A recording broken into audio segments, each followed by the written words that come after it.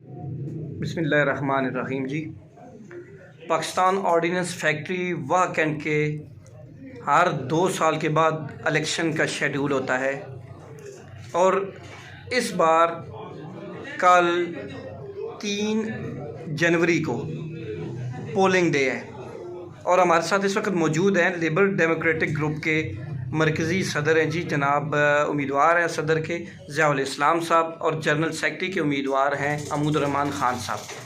आप दोनों हज़रात का वक़्त देने का मैं इंतहाई शुक्रगुज़ार हूँ।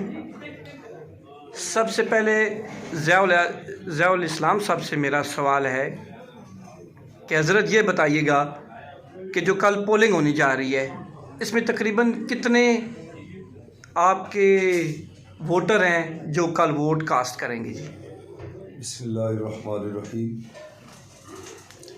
तेरे ही नाम से हर इब्तिदा है, तेरे ही नाम तक हर इंतहा है, तेरी हम्दो सना अल्हम्दुलिल्लाह कि तू मेरे मोहम्मद का खुदा है सल्लल्लाहु अलैहि वसल्लम। सबसे पहले मैं नवाए संतराश और आपका शुक्रगुजार हूँ जिन्होंने आज इलेक्शन की इंतहाओं को छूती हुई मुहिम इस वक्त में हमसे इंटरव्यू का बंदोबस्त किया और मैं मशकूर हूँ इस पर कि आपने अपने अखबार के लिए हमारे इंटरव्यू और अपने इस प्रोग्राम के लिए हमें कीमती वक्त से नवाजा।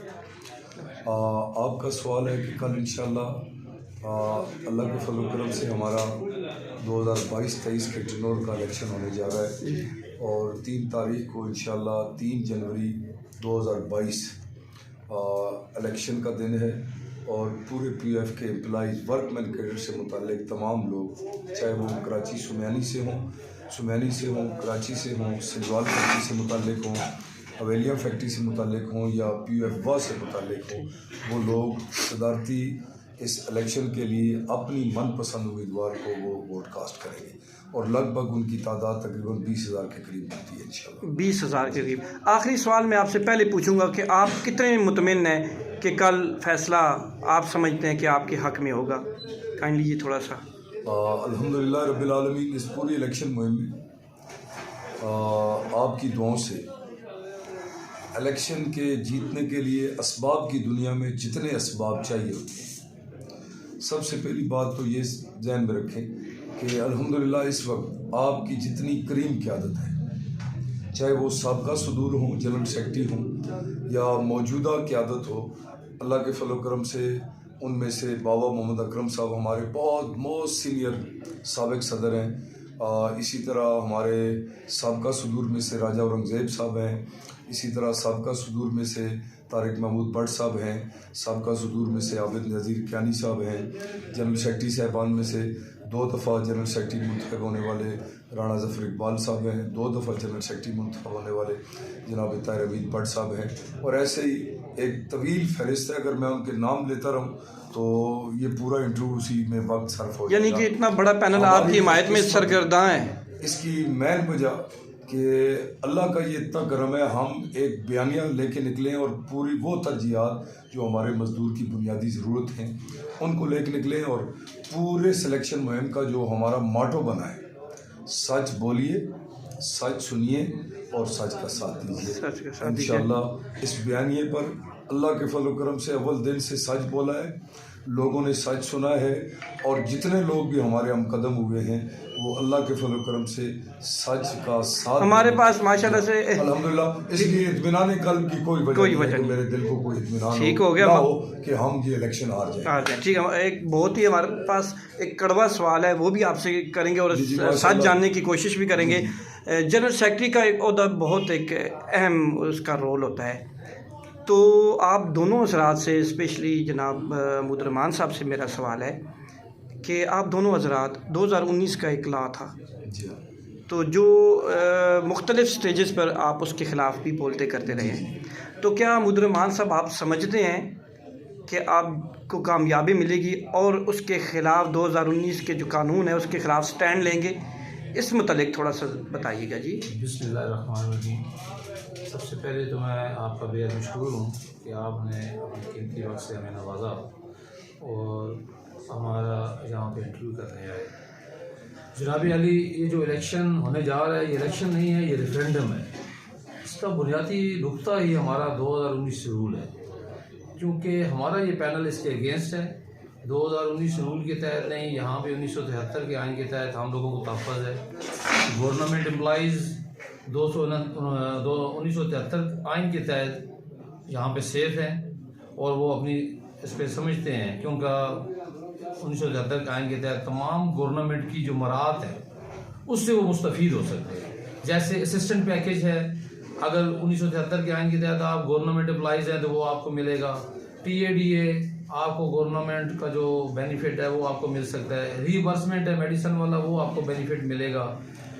इस वक्त ये सूरत हाल है कि 2019 के रूल के अगेंस्ट, जो अभी पास भी नहीं हुआ, हमारी इंतज़ामिया ने 4200 नौजवान उस पर भर्ती कर लिए हैं। और अलमिया ये हुआ कि मौत तो सबको आनी है, उसमें से 4 हमारे नौजवानों की डेथ हो गई।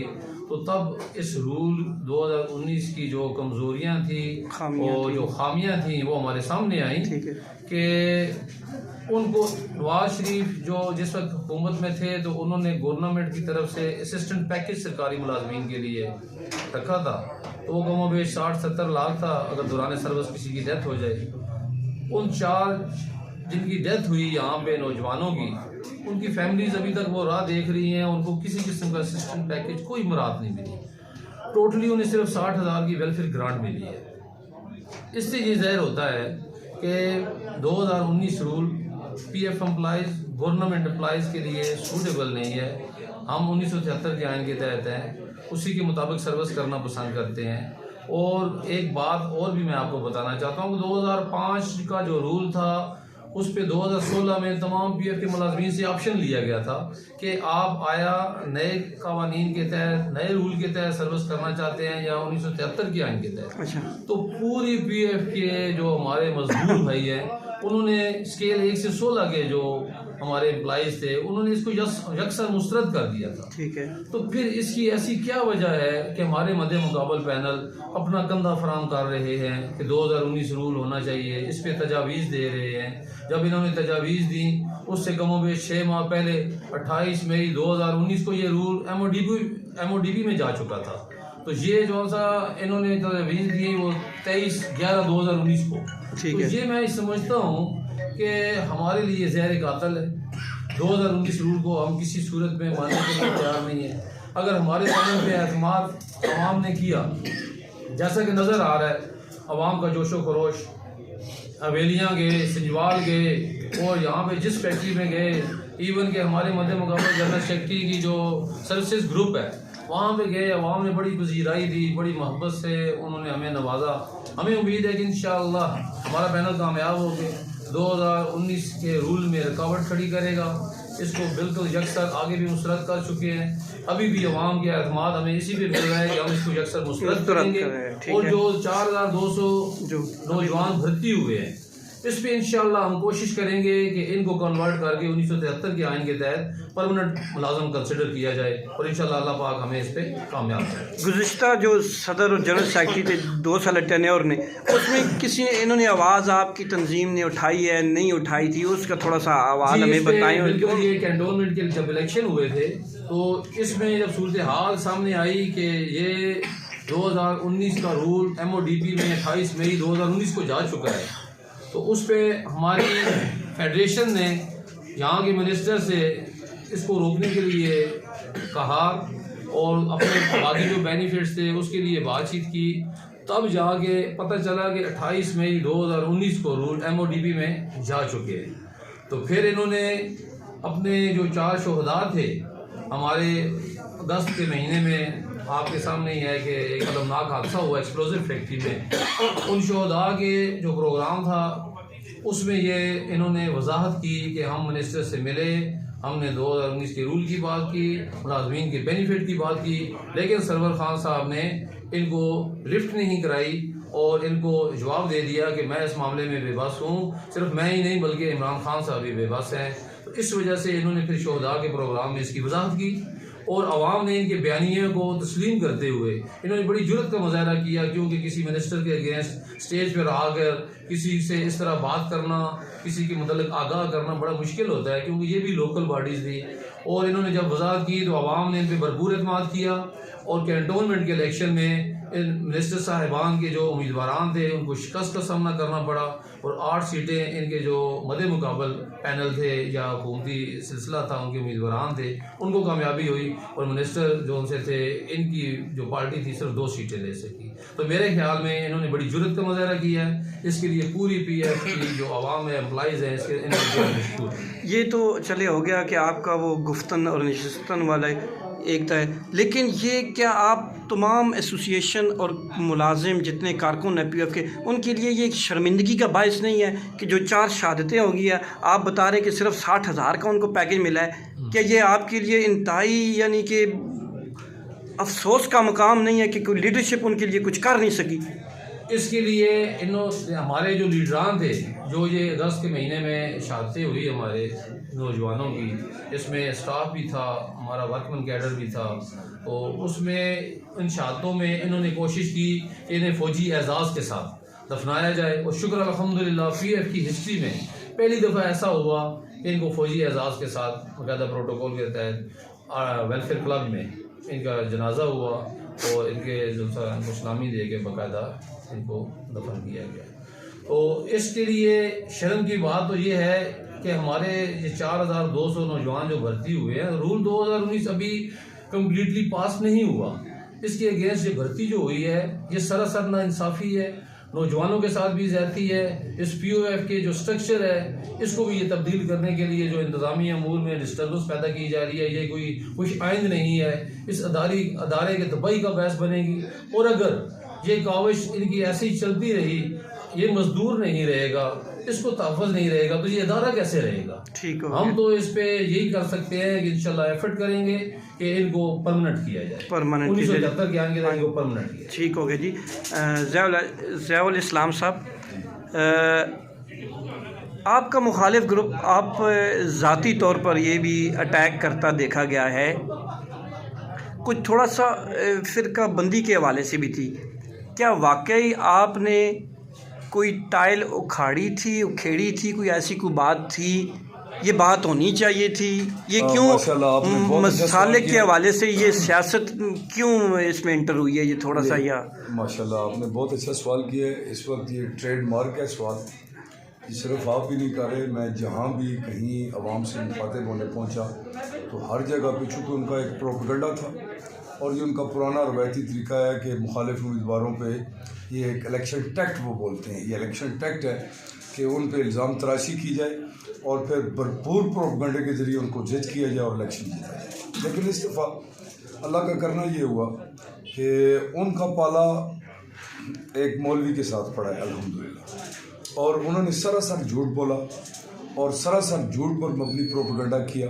मेरे फरिश्तों को भी इस हवाले से नहीं पता और अल्हम्दुलिल्लाह पूरी PF में हर कैंटीन पर जाके ये वाहिद इलेक्शन है जिसमें हर कैंटीन ने कलमा तैयबा का विर्द किया। ठीक, इसलिए कि मैंने इस बात की वजाहत की कि मेरे फरिश्तों को भी नहीं पता है, फिर वो हस्ती जिसकी वजह से कायनात बनी, वो हस्ती जिसकी वजह से ज़र्रे सहरा बने, वो हस्ती जिसकी वजह से कतरे समुंदर बने, वो हस्ती जिसकी वजह से ग़ुलाम ज़माने भर के इमाम बने, हज़रत बिलाल रज़ी अल्लाह तआला अन्हु की मिसाल ले ले, और वो हस्ती जिसका मकाम ये है कि उंगली उठाएं चाँद 2 टुकड़े हो जाए, वो हस्ती जो उंगली का इशारा करे तो पत्थर बोलने लग जाए। इन्होंने मेरी ज़ात पे अगर कोई इल्ज़ाम होता तो मैं इंसान हूँ, फरिश्ता नहीं हूँ, लेकिन उन्होंने मेरे ऊपर एक बोतान लगाया और ऐसा बोतान जो ज़ात पे नहीं मेरे ईमान पे हमला था।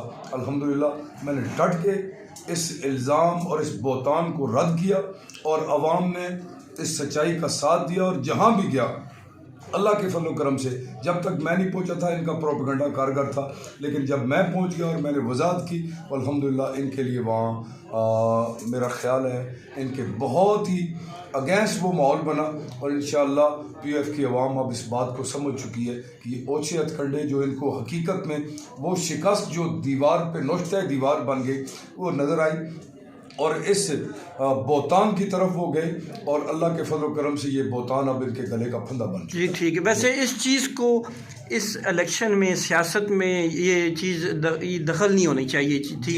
ये चूँकि ज़ाती है, ये कोई थोड़ा सा मसलकी मामला आ जाता है, तो ये नहीं होना चाहिए। असल में वो इस चीज़ को कैश करवाना चाहते हैं मसलकी इख्तिलाफ बना के, और हकीकत ये है कि मेरे अकाबरीन जितने भी मैंने अभी आपसे पहले सवाल पर नाम लिए, तमाम हमारी करीम क़यादत जिस तरह 2019 के रूल को नासूर करार देती है और PF के मुलाजिम के लिए ज़हर कातिल करार देती है, इसी तरह ऐसे तमाम तअस्सुबात, चाहे वो इलाकाई हों, चाहे मसलकी हों, चाहे लसानी हों, चाहे किसी भी सतह के वो तअस्सुबात हों, उन्हें PF के वर्कमैन कैडर के लिए और अपनी इस तंजीम के लिए जिसे हम मांग का दर्जा देते हैं, इसके लिए ज़हर कातिल करार देते हैं। क्लरिकल स्टाफ का 2 दफ़ा गालबन प्रमोशन हुई है, जबकि टेक्निकल स्टाफ के लिए बिल्कुल ही लासिल रहे। एक और चीज़ मैं आपसे गुजारिश करना चाहता हूँ आपकी वसात। जी।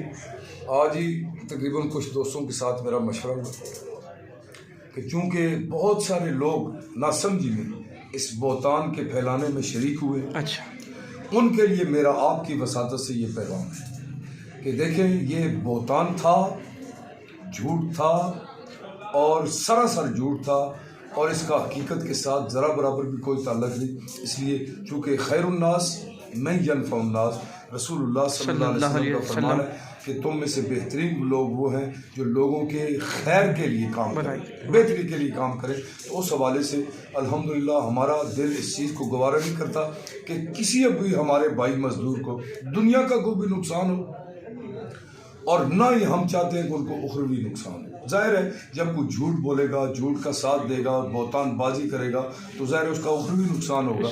तो हम उन दोस्तों के लिए इस तरह दरख्वास्त गुजार है कि आपका ये भाई उम्मीदवार बराए सदर ज़ियाउल इस्लाम, जिन दोस्तों ने इस बोतान में अपना हिस्सा डाला है, ना समझी की वजह से, ना दानी की वजह से, बग़ैर तहकीक के, मेरी उनसे ये दरख्वास्त है कि बराए मेहरबानी तौबा का दरवाज़ा खुला हुआ है। हम चाहते हैं ये सरासर झूठ था, है, और इसमें हकीकत का कोई तल्लक नहीं जो मेरे साथ मंसूब किया गया। इसलिए इस पर अगर तौबा कर ली जाए तो ये हकीर आपका मशकूर और ममनून रहेगा, और इंशाअल्लाह अल्लाह हम सब का खात्मा बिल ईमान करे और आखिरत हमारी सब की अच्छी फरमाए। आमीन। और क्लरिकल स्टाफ वाला थोड़ा सा वो टेक्निकल वाला जो फील्ड है उसमें थोड़ा सा बताइएगा कि उनकी प्रमोशन क्यों नहीं हो रही। इस पर कोई शक नहीं है कि हमारा जो PF का इदारा है ये टेक्निकल इदारा है, और इसके 90% जो कैडर है वो टेक्निकल है और 10% जो है वो नॉन टेक्निकल है।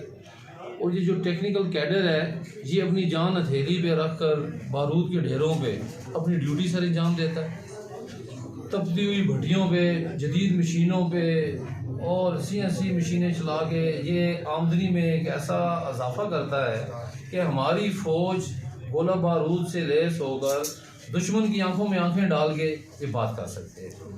तो ये तजाद है यहाँ पे कि हमारा अपग्रेडेशन का केस कोई आज का नहीं है, बड़ा ज़रीना हमारा ये मुतालबा था, और केस का जो रेफरेंस हमने पुटअप किया था वो भी बड़ा जेन्युइन था कि हमारा जो वाइटीज़न 3 साल का डिप्लोमा करके 80+ मार्क्स उसके कम अज़ कम मैट्रिक में होते थे, तब वो भर्ती होता था 5वीं स्केल में, उस वक्त क्लर्क होता था 7वें स्केल में, जब हमने ये केस 2013-14 में पुटअप किया था।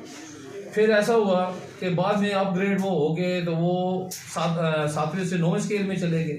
एपका की तरफ से पूरे पाकिस्तान की जो सी क्लरिकल की एक एसोसिएशन है उसके हवाले से ही हुआ, उनकी अपग्रेडेशन यहाँ से PF के बजाय एपका की तरफ से हुई, तो इन्होंने उस पर इम्प्लीमेंट करके इस वक्त 2 दफ़ा उनके अपग्रेडेशन की है। हमारा ये क्लेम है, मुतालबा है कि ये अपग्रेडेशन हमारा बुनियादी राइट है, जिस तरह बाकी तमाम कैडर वो अपग्रेड हुए हैं, इसी तरीके से हमारी भी अपग्रेडेशन होनी चाहिए। हमारे मदे मुकाबल पैनल उसने लाखों रुपया इस केस पर लगाया, लेकिन अदम पैरवी की वजह से अपग्रेडेशन का केस अदालतों से खारिज हो गया, और इस वक्त उनका ये दावा है कि जी हम अगर मुंतखब हुए तो 3 माह में ये कर देंगे। ये सरासर झूठ है। उनकी तमाम कंपेन ही नहीं, बल्कि अगर जब वो सिलेक्ट हो जाए, 8 साल वो जनरल सेक्रेटरी रहे, 4 साल वो सदर रहे, झूठ का पलंदा ही उनके पास था। आवाम के सामने वो सिर्फ और सिर्फ मदारीपन का मुजाहरा करते रहे, संजीदगी का मुजाहरा नहीं किया। इस वक्त संजीदगी की ज़रूरत है। आवाम को चाहिए, एम्प्लॉइज़ को चाहिए कि इंतहाई संजीदगी के साथ इस मैटर को देखें, मामले को देखें कि जो उनके लिए बेहतरीन तरीके से एफर्ट करके मुखलिसाना तौर पर, क्योंकि इंसान कोशिश का मुकल्लफ है। अगर मुखलिस होकर कोशिश करे तो ऐसा हो नहीं सकता कि मेरा रब नताइज उसके मुताबिक ना दे। इंशाल्लाह हमने खुलूस के साथ अपनी खिदमत पेश की है। कोई आज हम भी नए नहीं हैं। 2005 में पहली दफ़ा कौंसल मुंतखब हुआ, हमारा लास्ट टेन्योर 2013 से 15 तक मैं एग्जीक्यूटिव था। बहुत सारे ऐसे इज्तिमाई मामला मैंने हल किए जो सदर जनरल सेक्रेटरी के लेवल से HR से मीटिंग करके MPC से मीटिंग करके कि जो इन्होंने as a general secretary as a president भी नहीं किए। जैसे रैंकिंग इंक्रीमेंट का इशू था, वैकेंसी जिस वक्त वैकेंट हो स्टाफ को उस वक्त मिल जाती थी, हमारे आरिस को नहीं मिलती थी, वो मैंने इशू हल करवाया। इज्जत नफ्स की बहाली के लिए मैंने जद्दोजहद की। गुदवाल फैक्ट्री इसकी शाहिद है कि मुझे एक मेरे वर्कर की इज्जत नफ्स जब पामाल की गई तो मैंने गेट पे स्टैंड लिया और चेयरमैन साहब ने उनके खिलाफ इंक्वायरी हेल्ड करके उनकी रेड एंट्रियाँ करवाते हुए उनकी ट्रांसफर करा दी यहाँ से। यानी कि स्टैंड लेना भी ज़रूरी है और आपको अपने हकूक़ की शनाख्त भी हो और मैनेजमेंट के जो इख्तियारात हैं उनकी लिमिटेशन का भी पता हो। तो ये नहीं हो सकता कि आपको कामयाबी ना मिले। इंशाअल्लाह हम अपने मुखलिसाना तौर पर खिदमत पेश की हैं और उम्मीद है कि अवाम ने अगर हम पे एतमाद किया तो हम इनके मसाइल में कमी लाएंगे। ठीक हो गया। माशाल्लाह से आपने काफ़ी सारा मसाइल का अहाता करके बता दिया है हमारे नाज़रीन को। आपके मंशूर में कोई और ऐसी कोई चीदा कोई चीज़ है जिन्हें आप मुंतखब होने के फौरी बाद उसको इम्प्लीमेंट कराने की कोशिश करेंगे? हम तरजीहात लेके आए हैं। हमारी तरजीहात में 30 साल सर्विस पे मुलाजमीन का बच्चा भर्ती होना ये शामिल है, क्योंकि देखें कि हमारे बच्चे यहाँ पे इस माहौल में ढले हुए होते हैं। उनके पेरेंट्स वालदैन जब सुबह 7 बजे उठ के ड्यूटी जाते हैं, 2:30 बजे ड्यूटी सर अंजाम दे के आते हैं, रिज़्क़ हलाल कमाते हैं, तो वो बच्चे सारी उनकी रूटीन से वाकिफ़ होते हैं। अगर हमारे बच्चों को यहाँ पे 30 साल सर्विस के बाद अगर भर्ती किया जाएगा तो एक तो वो इदारे के लिए बड़े मुफीद साबित होंगे, दूसरा वो अपने वालदैन का बाजू भी बनेंगे, क्योंकि जब बंदा रिटायर 60 साल पे होता है तो उसे सहारे की ज़रूरत होती है। तो क्योंकि अफरादी क़ुव्वत की तो ऑलरेडी कमी होती रहती है किसी भी इदारे में, साथ साथ भर्ती वाला भी सिलसिला चलता रहता है। तो अगर इनके बच्चों को किया जाए तो ये बहुत बेहतर होगा इस इदारे के लिए और इंशाल्लाह इसके लिए हम भरपूर कोशिश करेंगे। हमारे यहाँ पे सिक्योरिटी के बहुत सारे मामला डिस्टर्ब हैं। विकेट गेट हमारे 7 बजे बंद हो जाते हैं। मोटरसाइकिल वाले जो हमारे PF एम्प्लॉइज़ हैं वो वहाँ से नहीं गुजर सकते, दरमियान में उन्होंने रुकावट खड़ी की हुई है। इस पर बात करेंगे डायरेक्टर सिक्योरिटी से और इंशाल्लाह ये विकेट गेट की टाइमिंग बढ़ाएंगे ताकि इजीली हमारे PF एम्प्लॉइज आ जा सके। और जो बाकी मुश्किलात हैं फैक्ट्री पास के हवाले से हम देखते हैं अक्सर रोडों पे रोक लिया जाता है कि जी आप परमिशन स्लिप चेक करवाएं। हम कोशिश करेंगे जो फैक्ट्री पास है ये ज़्यादा वैलिड है, ज़्यादा ऑथेंटिक है, क्योंकि ये 4 जगह से वेरिफिकेशन होने के बाद परमानेंट फैक्ट्री पास बनता है। बाकी डॉक्यूमेंट्स तो जेली भी हो सकते हैं, 2 नंबर भी हो सकते हैं और उनके रियलिटी मतलब रिलायबल इतने नहीं होते। तो फैक्ट्री पास के लिए हम इंशाल्लाह कोशिश करेंगे इसकी इज्जत बहाल हो और तमाम लोग जब फैक्ट्री पास दिखाएं तो इनसे कोई और कागजात ना मांगे इंशाल्लाह। ज़ियाउल इस्लाम साहब, आप अपने वोटर्स को, कारकुन को, PF मुलाजिम को क्या मैसेज कन्वे करना चाहते हैं कि कल वो आपके हक़ में, आपका इंतखाबी निशान गालबन लालटेन है तो उस पर मोर वो मारें लगाएं, तो क्या मैसेज कन्वे करना चाहते हैं? काइंडली थोड़ा सा ये। सबसे पहली बात तो ये है कि जिनके लिए हम मैदान अमल में हैं वो हमारे मजदूर भाई और उनके बारे में रसूलुल्लाह सल्लल्लाहु अलैहि वसल्लम फरमाया अल-कासिब वबी। ये बड़ी कीमती बात है अगर किसी को समझ आ जाए कि मेहनत का अल्लाह का दोस्त है और हमारे भाई अपनी जान थैली पर रख के आग और बारूद के ढेरों पर खड़े होकर काम करने वाले और उनके जो हुकूक हैं उनका तहफ़्फ़ुज़ करना, मैं आपको सच बताऊं इससे बड़ी इबादत कोई भी नहीं है। क्यों कि अल्लाह के कुरान का पूरा मफहूम एक अल्लाह वाले ने बयान किया कि अल्लाह को इबादत से, रसूलुल्लाह सल्लल्लाहु अलैहि वसल्लम को इताअत से और मखलूक को खुदा को खिदमत से खुश है। और मैं समझता हूँ कि जो अल्लाह का दोस्त है, मेहनत काश अल्लाह का दोस्त है, उसकी खिदमत करना इससे बढ़ के और कोई इबादत नहीं हो सकती। हम अपने मजदूर भाइयों की खिदमत के लिए मैदान अमल में उतरे और उनके जो मसाइल हैं, सच ये है उनका दुख मेरा दुख, उनका मसला मेरा मसला, जो उनका ज़ख्म है वही मेरा ज़ख्म है, जो उनका मरम बनता है वही मेरा मरम बनता है। और अल्हम्दुलिल्लाह रब्बिल आलमीन उनकी खिदमत के लिए हम लोगों ने अपने आप को पेश किया और मैं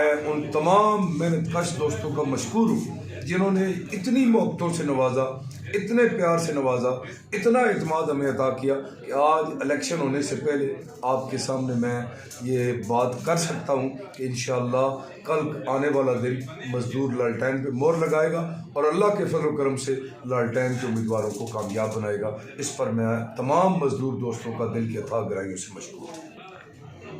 अच्छा, हमारा ये सवाल है अहमदुर्रहमान साहब से कि आपकी जो पीओएफ के एम्प्लॉइज़ हैं उनके लिए क्या कोई आउटसोर्सिंग स्कीम या कोई इस तरह का कोई है, कोई पैकेज वगैरह भी होता है? जो कि हर एक मैंने देखा है कि बड़े इस तरह के इदारों में उनके लिए इस तरह फैसिलिटेट किया जाता है। और दूसरा एक सवाल ये है कि गुज़िश्ता दिनों भी हमने देखा है, बल्कि मैंने सफ़र किया है, कैरी पे सफ़र किया या हाईएस्ट, पहले बसें चलती थी, वहाँ वो ज़्यादा बेहतर फ़ील होता था, स्पेशली लेडीज़ के लिए ज़्यादा बेहतर होता था। तो आप क्या समझे कि मसाइल हैं या नहीं, एज़ इट इज़ इनको चलना चाहिए? देखिए जी, मैंने दुनिया का ट्रांसपोर्ट का सिस्टम स्टडी किया है। हमेशा ये नीचे की तरफ से ऊपर की तरफ सफ़र हुआ है कि रिक्शा से वैगन, वैगन से बस, बस से लग्जरी बस, फिर मेट्रो और ट्रेन वगैरह इस तरह की चीज़ें। लेकिन ये पीएफ एक ऐसा इदारा है, न जाने कैसे इनके दानश्वर हैं, कैसे मशीर हैं कि ये हमें बसों से वापस कैरी की तरफ ले आए हैं। अगर यही सूरत हाल रही तो कहीं ऐसा ना हो कि यहाँ पे ये रक्षा सिस्टम मुतारफ़ करवा दें। तो मैं ये समझता हूँ कि हमारी जो बसें हैं AWC को कॉन्टैक्ट पे दे दी गई हैं, फिर हमारे मॉडल स्कूल और सोसाइटी जो स्कूल है उनको ये इन्होंने बसें दे दी हैं और वेल कंडीशन है, वो कोई ऐसा मसला नहीं है। और इसी वजह से क्या समझते कि किराए भी इसी वजह से बढ़े हैं? इसी वजह से बढ़े हैं। अब इन्होंने कैरी सिस्टम शुरू किया है जिसमें हमारी माएँ बहनें महफूज तरीके से सफ़र नहीं कर सकती, क्योंकि सामने अगर गैर मर्द बैठा हो, हमारी लेडीज़ बैठी हो, तो किस तरह वो मतलब बेहतर फील नहीं कर सकती, पर्दादारी नहीं रह सकती। तो मेरे ख्याल में जो चीज़ बंदा अपने लिए पसंद करता है, जो मुसलमान, उसे दूसरों के लिए भी वही पसंद करना चाहिए। तो मेरा नहीं ख्याल कि हमारी मैनेजमेंट अपने लेडीज़ को इस तरह सफ़र कराना पसंद करेगी। इसलिए हमारी उससे ये अपील है, अक्सर स्टेजों पे हमने ये बात भी की है कि हमारी बसें दोबारा बहाल की जाए और उसमें मज़ीद जिद्दत लाई जाए ताकि सफ़र एक तो हमारा इजीली हो, दूसरा हमारा टेक्सला बैरियर से जो बस्ती बैरियर है या टेक्सला से गुदवाल का रूट है जो बसें चलती थी, ये पुराना सिस्टम बहाल किया जाए ताकि कम से कम 20 रुपये किराए में वो पहुंच सके। अभी जो गुदवाल से बैठता है वो आता है बस्ती तक 20 रुपये दे के, फिर वो असलम मार्केट तक 20 रुपये दे के, फिर टेक्सला को 20 रुपये, बार बार वो इस तरह करने से 60 रुपया किराया एक बैगल से दूसरे बैगल तक वो दे रहा है। ये बड़ी ज्यादती है कि 60 रुपये में एक कॉलोनी के अंदर एक कोने से दूसरी कॉलोनी तक हमारा सफर हो रहा है, दूसरे किनारे तक। तो ये अच्छी बात नहीं है, हमें इन्हें फैसिलिटेट करना चाहिए और ये वेलफेयर हमारे पैसों से बनी है, ये हमारे फायदे के लिए होनी चाहिए, ना कि ये इनका एक इनकम का जरिया होना चाहिए। ठीक हो गया। और दूसरा जो रेगुलर हाउसिंग स्कीम की बात है, हमारे इदारे में इसमें भी बड़ा तजाद है, ना इंसाफी है, डिस्क्रिमिनेशन ऑफ राइट्स है। किस तरह के हमारा मजदूर 60 साल उम्र पे जाके जब रिटायर होता है उसको सर छुपाने का आसरा मुयसर नहीं होता, और यहाँ पे तकरीबन 90-95% लोगों के पास प्लाट नहीं होता, 5 मरले का प्लाट नहीं होता कि वो सर छुपाने की कोई जगह बना सके रिटायरमेंट पे। लेकिन तजाद हमारा ये है कि 17 ग्रेड का अफसर जब भर्ती होता है तो पहले दिन से ही वो इंटाइटल हो जाता है, और प्लाट भी किसी अच्छी कॉलोनी में, फर्निश्ड किस्म की कॉलोनी में उसको प्लाट मिल जाता है। हम ये नहीं कहते कि उनको प्लाट ना दिया जाए, उनको फैसिलिटेट ना किया जाए, लेकिन हमारा मुतालबा ये है कि जिस तरह उनको दिया जाता है प्लाट, क्योंकि उनके माली वसाइल ज़्यादा है, वो ज़्यादा कुदरत और ज़्यादा ताकत रखते हैं।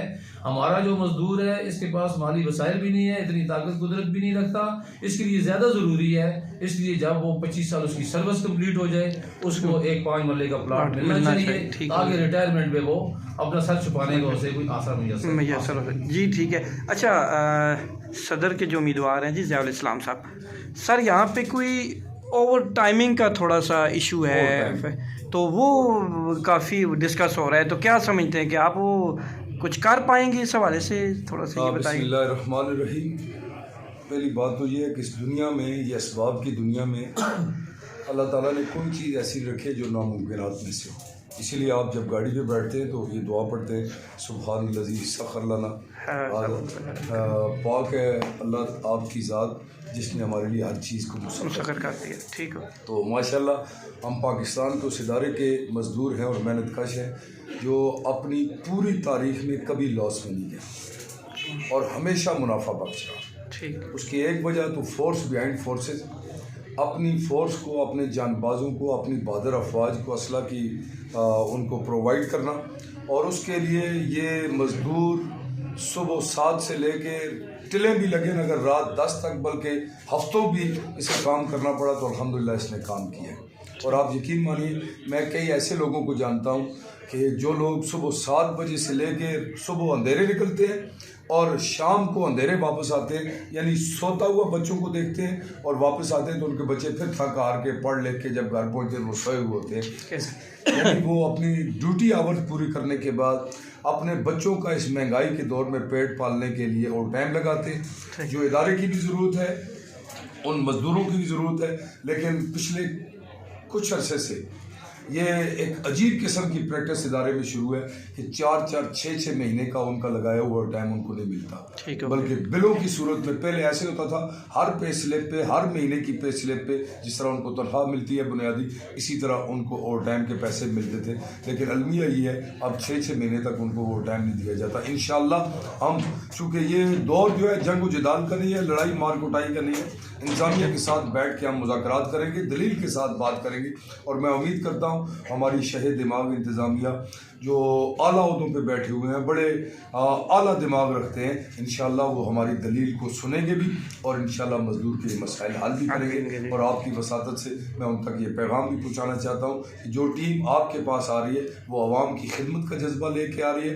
इंशाअल्लाह वो अवाम और अपने मज़दूर भाइयों के तमाम तर मसाइल जो हमारी तहक़ीक़ात में शामिल है, चाहे वो 2019 का रूल हो, चाहे अपग्रेडेशन का मामला हो, चाहे रेगुलर हाउसिंग स्कीम हो, चाहे हमारे तालीमी मसाइल हों बच्चों के, चाहे हमारे सेहत के मसाइल हों, चाहे हमारे ट्रांसपोर्ट के मसाइल हों, चाहे हमारे सिक्योरिटी के इशू, इंशाअल्लाह हम उनके सामने बैठ के इन तमाम मसाइल पे दलील के साथ भरपूर अंदाज में शाइस्तगी के साथ बात करने की कोशिश करेंगे। लेकिन एक बात अर्ज़ करना चाहता हूँ, जब कोई दलील न माने,